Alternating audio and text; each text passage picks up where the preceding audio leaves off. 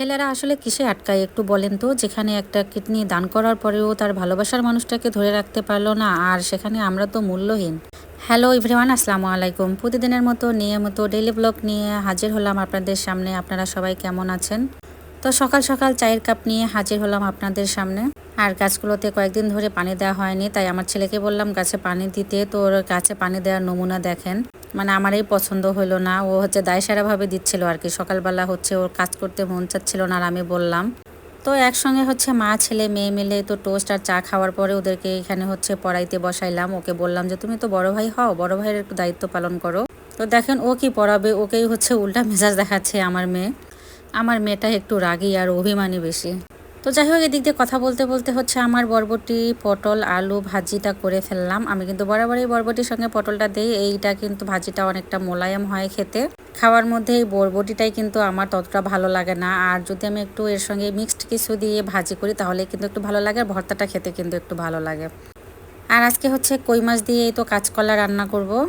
এই কাঁচকলাটা আর 10-15 দিনের মতো থাকলে কি সুন্দর আর কি পোক্ত হইতো। কে জানি চুপ করে আর কি কলার মোচাটা পারতে গিয়ে আমাদের কলাটাকে ভেঙে ফেলে দিয়েছে। সে আর আমাদের সঙ্গে দেখাও করেনি ভয়ে। যাই হোক, এটা হয়তো বা অনিচ্ছাকৃত সত্ত্বে আর কি ভুলটা হয়ে গেছে। ভয়ে আর কি আমাদেরকেও বলে নাই, এখন পর্যন্ত তার খোঁজ আমরা পাইনি যে কে হচ্ছে মোচাটা ছেড়েছে। তো এই মাছগুলো কিন্তু একেবারেই টাটকা। কালকে গ্রামে হচ্ছে মামার কাছ থেকে কিনে নিয়েছিলাম, তো সেখানে কয়েকটা কই মাছ ছিল। তো ভাবলাম যে আজকে কই মাছগুলো দিয়ে হচ্ছে একটু রান্না করি। আর সঙ্গে কিছু টাকি মাছও ছিল, তো এগুলো হচ্ছে একটু কড়া করে ভেজে রাখলাম আমার ছেলের জন্য। ও আবার হচ্ছে ঝোলের তরকারি চেয়ে মাছের ফ্রাইটা একটু বেশি পছন্দ করে। তো রান্নাবান্না শেষ করে ওগুলো গুছিয়ে রেখে এই তো শুনতে পেলাম যে আমার যা ননদেরা সবাই মিলে নাকি মাছ মারতেছে দোলার মধ্যে। তো আমার মন তো আর কিছুতেই টিকতেছিল না যে কখন যাব ওখানে। তো এসেই দেখি আমার ছেলেও নেমে পড়েছে ওখানে। তো আমি ওখানে যাওয়ার সঙ্গে সঙ্গে দেখি আমার ছেলে মাশাআল্লাহ একটা হচ্ছে টাকি মাছ পেয়েছে। ও মা, দেখি এদিক দিয়ে আবার আমার যাও পেলো। তো আমারও নামতে ইচ্ছা করতেছিল অনেক, বাট আমি নামতেছিলাম না, কারণ বাসায় এসে হচ্ছে আমি ভুট্টা আজকে শুকাতে দেবো। তখন প্রায় বেলা 11টা বেজে গেছে, তারপরেও কিন্তু আমরা ভুট্টা রোদ্রে দেই নাই, কারণ আকাশের অবস্থাটা একটু ভালো ছিল না, বাতাস আর একটু মেঘলা ছিল আকাশটা। তো যাই হোক, রিস্ক নিয়ে আর কি ভুট্টাগুলো শুকাতে দিয়ে দিলাম। তো মাঝখানে আর ভিডিওগুলো করা হয়নি, কারণ হচ্ছে মোবাইলটা আমি চার্জে দিয়ে বাসার অন্যান্য কাজগুলো করে ফেললাম।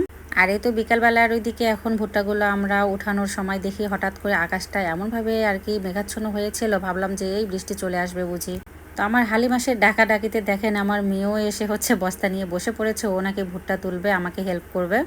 আমি ওকে এত বলতেছি যে আম্মু এখান থেকে সরো, এগুলোতে কিন্তু অনেক ধুলো বালু থাকে, হাত চুলকাবে তোমার।